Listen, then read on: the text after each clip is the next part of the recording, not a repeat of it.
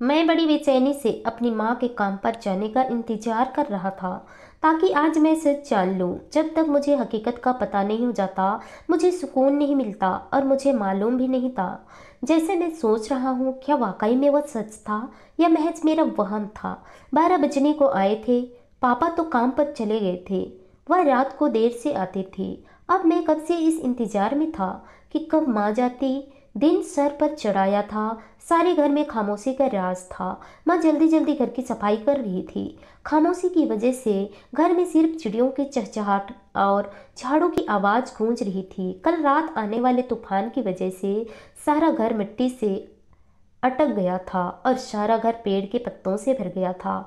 माँ को काम पर जाने की जल्दी थी। वह जितनी जल्दी जाने की कोशिश करती उतना ही लेट होती जा रही थी। मेरी सौतेली बहन मानसी, जो माँ के पहले पति से ही थी, वह भी माँ का हाथ बटा रही थी। वह भी माँ की तरह बिल्कुल खामोशी से काम कर रही थी। दोनों माँ बेटी का एक ही मिजाज था। वह दोनों चुपचाप बिना जरूरत नहीं बोलती थी। माँ का काम खत्म हो गया था। माँ अब चली गई थी। उनके जाने की मानसी अंदर से तेल की बोतल लेकर आ गई और मुझे इशारे से अपने पास बुलाया और मैं चुपचाप आकर बैठ गया। मैं 16 साल का था। जब मैं और मेरी बहन घर पर अकेले होते तो बहन बोलती कि आओ तुम्हारे सिर पर मसाज कर दूं। जैसे ही वो तेल मेरे सर पर लगाती तो मुझे गहरी नींद आ जाती। शुरू में तो मुझे लगा कि शायद मालिश की वजह से मुझे सुकून मिलता है, जिसके कारण मैं सो जाता हूँ। मगर एक चौंका देने वाली बात थी जो मुझे बहुत परेशान कर रही थी। इस बात का जिक्र भी मैंने किसी से नहीं किया कि सब मुझे पागल समझते। जब मेरी आँख खुलती तो मेरा कपड़ा बदला हुआ होता।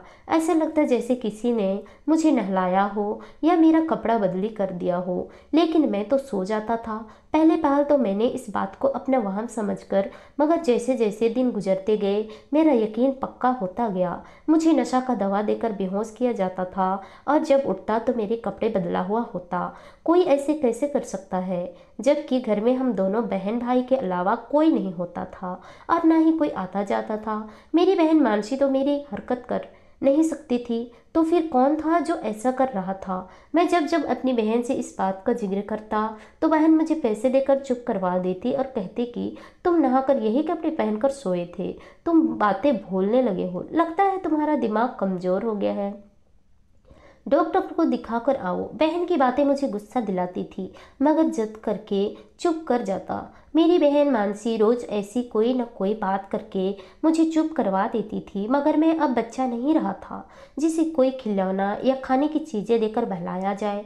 मैं जवानी में कदम रख रहा था और यह बात मुझे सख्त परेशान करती थी कि मेरी बेहोशी में कोई तो था जो मेरे कपड़े बदली करता है। मैं तो बहुत शर्मीला लड़का था। मैं तो बचपन में भी किसी के सामने कपड़े बदल ही नहीं करता था। अब तो मैं जवान हो चुका था और उस दिन मैंने मसाज करने वाला तेल बदल दिया और जब मेरी बहन मेरे सर का मसाज करने लगी तो मैंने सोने का नाटक किया था। अभी 5 मिनट भी हुए थे कि मेरी बहन ने मुझे आराम आराम से पहले नीचे लिटाया और बाहर चली गई। इसका मतलब मेरा शक सही निकला था।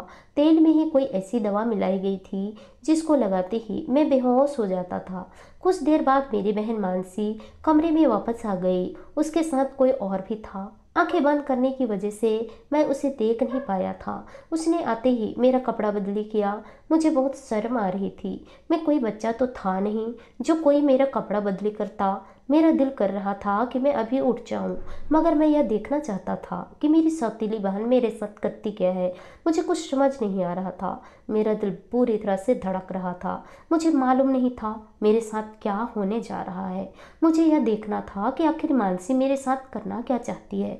मैं कबूतर की तरह आंखें बंद कर पड़ा हुआ था। मुझे बहुत अफसोस हो रहा था अपनी बहन पर, जो मुझे बेहोश करके जाने मेरे साथ क्या करती थी। अब जब मैंने सब जानने का फैसला किया ही था तो मुझे हिम्मत करनी थी। आने वाले वक्त के डर से मैं दिल ही दिल में ऊपर वाले से दुआएं कर रहा था। मेरी परेशानी बढ़ गई थी। फिर मुझे लगा कि किसी ने मुझे उठाकर बेड पर सुलाया है। मेरे साथ यह क्या करने वाले थे, कोई मुझे बताने वाला नहीं था। मुझे ऐसा लग रहा था जरूर मेरे साथ कोई गलत हरकत होने वाली है। यह सोच सोच कर मेरी हालत बुरी होती जा रही थी। अचानक कोई मेरे करीब आया और मुझे छूने लगा था। इससे पहले कि मेरे साथ कुछ गलत होता, मैंने अपनी आंखें खोल दी थी। अपनी बहन पर जब मेरी नज़र पड़ी तो उसने उसको इस हालत में देखकर, उसका कपड़ा देखकर मुझे लगा यह देखने से पहले मैं मर क्यों नहीं गया, या मेरे लिए डूब मरने वाला बराबर था। मेरा दिल कर रहा था कि मैं सब कुछ ख़त्म कर दूं। मानसी का ड्रेस देखकर मैंने अपनी आंखें बंद कर ली, मगर उसके बाद जो हरकत मेरी बहन ने मेरे साथ की, मेरे तो होश उड़ गए थे। क्योंकि मेरा नाम अनीस है, हम लोग बहुत गरीब थे। मैंने जब आँख खोली तो मेरी माँ इस दुनिया में नहीं थी। मेरी माँ मुझे जन्म देती ही इस दुनिया से गुजर गई थी, और जब मैंने होश संभाला तो खुद को ममता के साये से दूर पाया। मुझे मालूम नहीं था कि माँ क्या होती है। मेरे बाप ने जिद हद तक मुमकिन को हो सका मुझे प्यार दिया, मेरा ख्याल रखा। माँ बाप दोनों बनकर मुझे पाला पोसा। जो खुद काम पर जाते तो मुझे बुआ के पास छोड़कर चले जाते, मगर बुआ के बच्चे बहुत चालाक थे। बात बात पर हाथापाई पर उतर आते। पापा जब काम से वापस आते तो रोज़ मुझे नई चोट लगी होती और बुआ पापा के सामने शर्मिंदा हो जाती। कसूर बुआ का भी नहीं था, वो कामकाज में व्यस्त होती थी। फिर भी बार बार आकर अपने बच्चों से बोलती थी कि खबरदार, जो किसी ने अनीश को मारा। मगर उनके बच्चे उनकी बातें कहाँ सुनते थे। वो मुझे बहुत मारते थे, मेरा मजाक उड़ाते और मुझे बहुत तंग करते थे। पापा इसी वजह से बहुत परेशान रहने लगे थे। कभी किसी बुआ के घर तो कभी किसी मौसी के घर छोड़कर जाते। ऐसे उन्हें बहुत मुश्किल का सामना करना पड़ता। सबने पापा को समझाया कि वह दूसरी शादी कर ले। पापा ने कहा दूसरी शादी उसी सूरत में करूँगा जो लड़की मेरी तरह ही हालात से गुजरी हो, ताकि मेरी परेशानी समझ सके।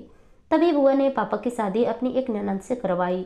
वो एक विधवा औरत थी। उनके पहले पति से एक बेटी थी जो मुझसे उम्र में 5 साल बड़ी थी। उसका नाम मानसी था। वो दोनों माँ बेटी चुप चुप रहते थे। ऐसा लगता था जैसे वो दोनों ही हालात की चक्की में बुरी तरह पिसकर आई हों।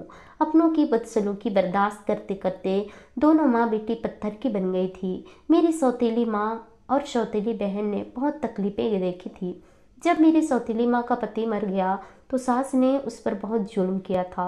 रिश्तेदार तो वैसे ही बुरे वक्त में साथ छोड़ देते हैं, और अपने घर वालों ने उसका साथ नहीं दिया था। मजबूरन वह दूसरी शादी के लिए राजी हो गई थी। मेरे पापा बहुत अच्छे इंसान थे। उन्होंने सौतेली बेटी को खुले दिल से स्वीकार किया था, बल्कि न सिर्फ स्वीकार किया बल्कि अपनी बेटी भी माना। पापा ने सौतेली माँ से कहा तुम अनीस की माँ बन जाओ और मैं मानसी का बाप बन जाऊंगा। जब पापा की शादी सौतेली माँ से हुई तो मैं उस वक्त 4 साल का हो चुका था। पापा की दूसरी शादी यह हुआ कि अब मुझे किसी के घर नहीं जाना पड़ता था। मैं अपने घर में मज़े से खेलता घूमता फिरता रहता था। सौतेली माँ मुझे नहीं डांटती थी, मुझसे प्यार करती थी, और सौतेली बहन भी मुझसे प्यार से बात करती थी। मानसी के रूप में मुझे बहन मिल गई थी। अब पापा भी आराम से काम पर चले जाते थे। उन्हें पीछे मेरी फिक्र नहीं होती थी। मैं भी शरीफ बच्चा था। सौतेली माँ और बहन को बिल्कुल तंग नहीं करता था, इसलिए उन्हें किसी किस्म की मुश्किल का सामना नहीं करना पड़ा। वक्त यूं ही तेज़ी से गुजरता गया, मगर हमारे घर के हालात जो पहले भी कुछ खास अच्छे नहीं थे, ऊपर से पापा जिस कारखाने में काम करते थे वह भी बंद हो गया। हम सब बहुत परेशान रहने लगे थे। मजबूर होकर माँ ने घर में सफाई का काम शुरू कर दिया था, और पापा पेट्रोल पंप पर काम करते थे। मगर तनख्वाह कम होने की वजह से हालात खराब से खराब होते जा रहे थे। वह नौकरी छोड़कर घर पर भी नहीं बैठ सकते थे। अगर घर बैठ जाते तो भूखों का सामना करना पड़ता। मैं प्राइवेट स्कूल में पढ़ता था, मगर फीस न देने की वजह से मैं स्कूल नहीं जा रहा था, जबकि बहन मैट्रिक करके घर बैठ गई थी। पापा और सौतेली माँ बाहर चले जाते तो मैं घर पर रहता था, क्योंकि सौतेली बहन घर पर अकेली होती थी। पापा माँ बोलकर जाते थे कि घर पर ही रहना, जवान लड़की घर पर अकेली है, लोगों का भरोसा नहीं है। जैसे ही पापा और माँ बाहर जाते तो मेरी सौतेली बहन कहती अनीस तुम्हारे बाल खराब हो रहे हैं, आओ मैं तुम्हारे सर पर तेल की मालिश करती हूँ। मैं खुश हो जाता था और सौतेली बहन से सर पर तेल की मालिश करवाता था। अब ऐसा रोज होने लगा था। मानसी बोलती थी कि 2 हफ्ते रोज ही तुम्हें ऐसे मालिश करवानी होगी, फिर तुम्हारे बाल अच्छे हो जाएंगे। मेरे लिए यही खुशी की बात थी कि मानसी मेरे साथ बहुत अच्छी सी वरना जैसे जैसे वह बड़ी होती जा रही थी ऐसे लगता था वह हर वक्त किसी गहरी सोच में गुम है या उसे कोई परेशानी हो। मेरे कोई खास दोस्त भी नहीं थे जिसके साथ मैं खेलता, बस मेरे दोस्त स्कूल की हद तक ही साफ थे। मेरी सौतेली बहन मेरे सर की मालिश करती तो मुझे एक सुकून मिलता और मैं नींद की वादी में उतर जाता। लेकिन हैरत की बात यह थी कि तेल की मालिश करवाने के बाद 3-4 घंटे तक मैं सोया ही रहता था और जब नींद से जागता तो ऐसे लगता था मैं सोकर नहीं उठा बल्कि बेहोश था। मुझे भी कुछ याद नहीं रहता था। तब मैं अपने बिस्तर पर आकर लेट जाता और हैरत वाली बात यह थी कि मेरे कपड़े बदले हुए होते थे। मैं सौतेली बहन से पूछता कि मेरे कपड़े कौन बदलता है तो वो इस बात को टाल जाती थी। मुझे मेरे सवालों के जवाब नहीं मिलते थे। एक दिन मैं इसी परेशानी में छत पर टहलने लगा और इसी बारे में सोचने लगा जब अचानक मेरी नज़र उस जोड़े पर पड़ी जो सुबह मैंने पहना हुआ था और वह गीला था, साफ लग रहा था।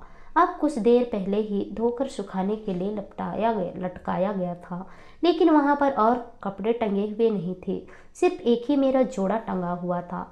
माँ तो घर पर नहीं थी। जाहिर सी बात है मानसी ने मेरे कपड़े धोकर सुखाने के लिए लटकाए थे, मगर मैंने इस बात का जिक्र सौतेली बहन से नहीं किया था। अब यही रोज का काम हो गया था। जब भी मैं छत पर जाता मेरा वह जोड़ा जो मुझे तेल लगाने से पहले पहना हुआ होता था वह धुलकर छत पर लगा हुआ होता था और यहीं से मेरे दिल में शक पैदा हुआ था कि आखिर ऐसी क्या वजह थी। मेरी सौतेली बहन झूठ क्यों बोलती है, मुझसे क्या छुपा रही है और मेरे कपड़े कौन बदली करता है और क्यों करता है। यह बातें मुझे बहुत परेशान कर रही थी। फिलहाल इतना तो मैं जान गया था, इस तेल में भी कुछ ऐसा है जिसको लगाने से ही मैं बेहोश हो जाता हूँ। अब मैं बाजार से दूसरा तेल लेकर आ गया और सबसे छुपकर घर वाला तेल दूसरी बोतल में डालकर बाजार वाला तेल उसके अंदर डाल दिया ताकि मेरी सौतेली बहन को मुझ पर शक न हो। आज सच खुलकर सामने आने का वक्त आ गया था। सौतेली बहन से भी मेरा दिल खट्टा होता जा रहा था।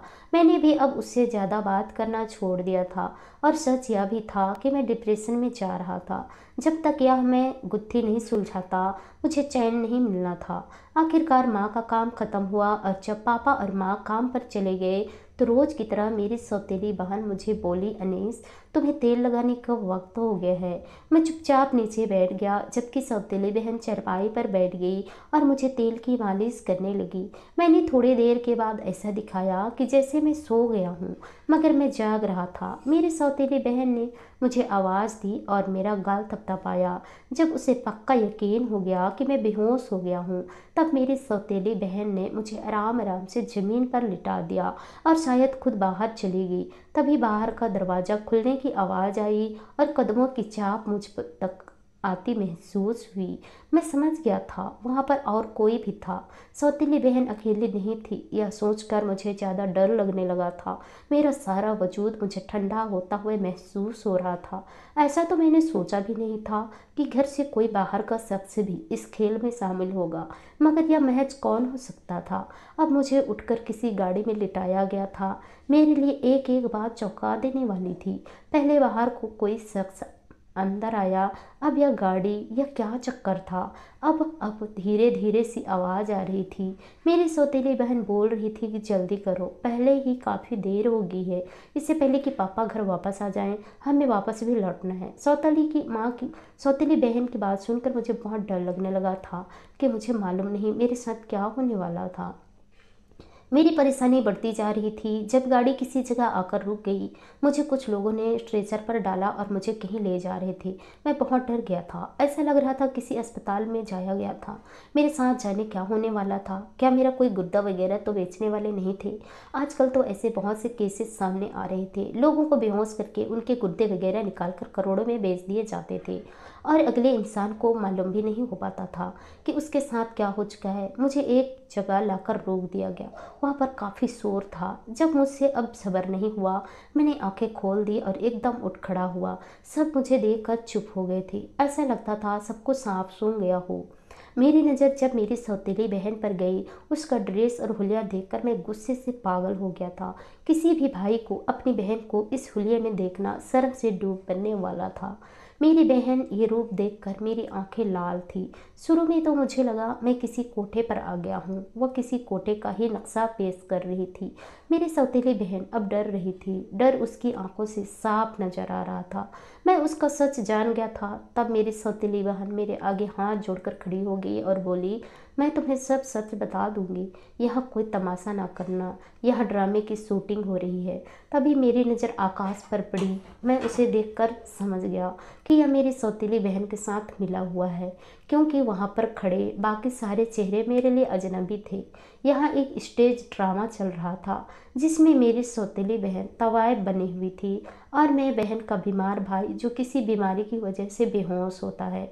उस वक्त मुझे मेरी सौतेली बहन ने बताया कि वह अपने हालात और गरीबी से तंग आ गई थी।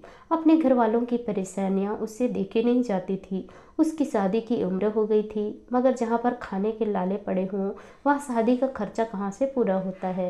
बहन ने बताया कि वह अपने मोहल्ले के लड़के आकाश को पसंद करती है जो स्टेज ड्रामों में काम करता है। उसने मेरी बहन को समझाया कि तुम भी मेरे साथ चलो और स्टेज ड्रामा करो।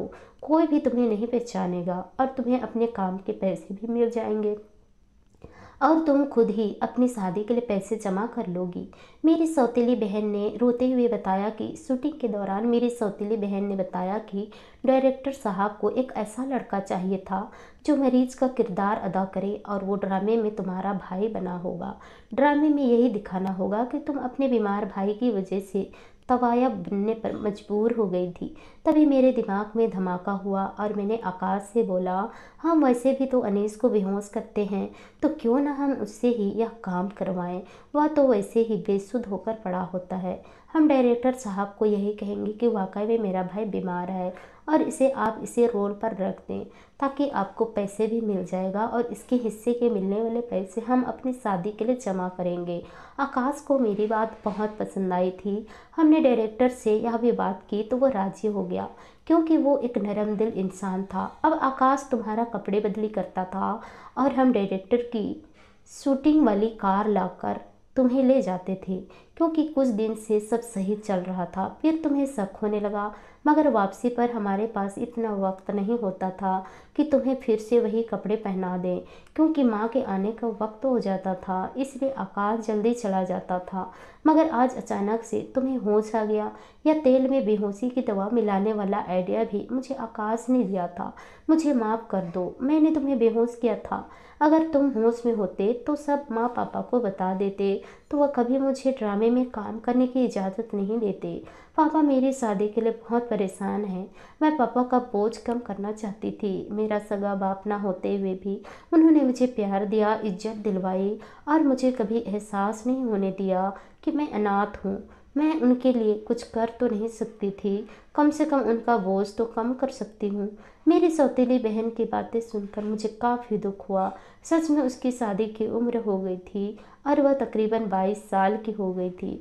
अगर उम्र थोड़ी बढ़ जाए तो रिश्ते मुश्किल से मिलते हैं और गरीब लोगों के तो दिक्कतें भी ज़्यादा होते हैं। बगैर दहेज के कोई गरीब लड़की से शादी करने के लिए राजी नहीं होता। मैंने कहा, दीदी आप यह सब तुम मुझे भी बता भी सकती थी, माँ पापा को भी शामिल में ले सकती थी, वह तुम्हें मना नहीं करते। मैंने दीदी को समझाना चाहा, लेकिन बहन बोली, नहीं मेरे भाई, तुम नहीं समझोगे। पापा माँ कभी मुझे यह काम नहीं करने देते। मैं उन्हें जानती हूँ। अगर पापा को सिर्फ इतना पता चले कि मैं काम करना चाहती हूँ तो पापा बहुत उदास हो जाएंगे। वो बहुत ही कमज़ोर दिल के मालिक हैं, इसलिए मैंने उन दोनों को नहीं बताया। अब तुम भी उनको यह बात मत बताना, वरना तुम्हें बहुत बुरा लगेगा। आकाश ने मुझे कहा, तुम भी हमारे साथ काम करो और अपने माँ बाप का सहारा बनो।